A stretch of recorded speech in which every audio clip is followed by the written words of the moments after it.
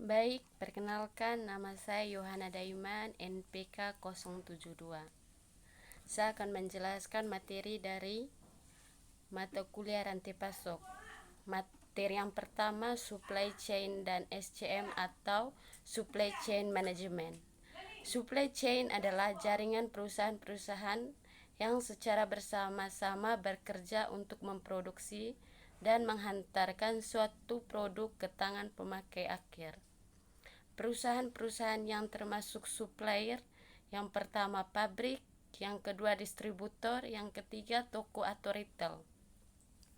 Perusahaan pendukung atau jasa logistik ada 3 macam yang dikelola supply. Yang pertama, aliran barang dari hulu ke hilir. Yang kedua, aliran uang dan sejenisnya yang mengalir dari hilir ke hulu. Yang ketiga, aliran informasi bisa terjadi dari hulu ke hilir atau sebaliknya. SCM atau metode alat atau pendekatan pengelolaan. Pendekatan SCM adalah terintegrasi dengan semangat kolaborasi. SCM tidak berorientasi pada urusan internal melainkan juga eksternal. Perubahan yang mengangkut hubungan dengan perusahaan-perusahaan partner. SCM mengacu pada perusahaan manufaktur. Area cakupan SCM yang pertama, merancang produk baru. Yang kedua, mendapatkan bahan baku. Yang ketiga, merencanakan produksi dan persediaan. Yang keempat, melakukan produksi. Yang kelima, melakukan pengiriman. Detail cakupan SCM. Bagian yang pertama, pengembangan produk. Cakupan kegiatan, melakukan riset pasar atau merancang produk baru.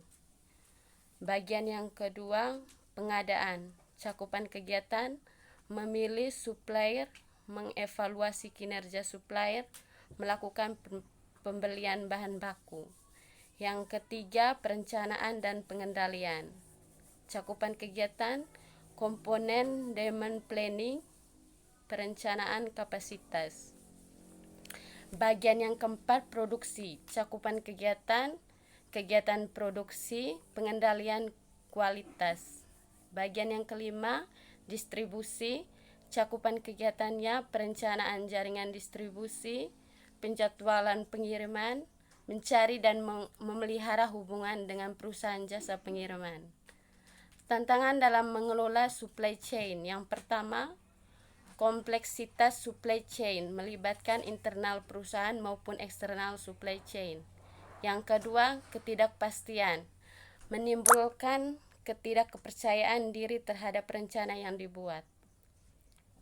Desain jaringan distribusi, pentingnya lokasi yaitu salah satu keputusan yang paling penting di perusahaan.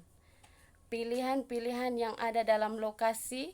Yang pertama, tidak pindah. Yang kedua, mempertahankan lokasi. Yang ketiga, menutup fasilitas.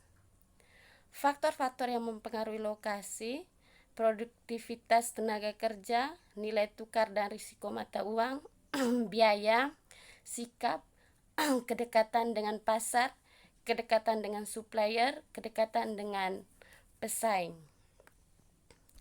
Metode penentuan lokasi.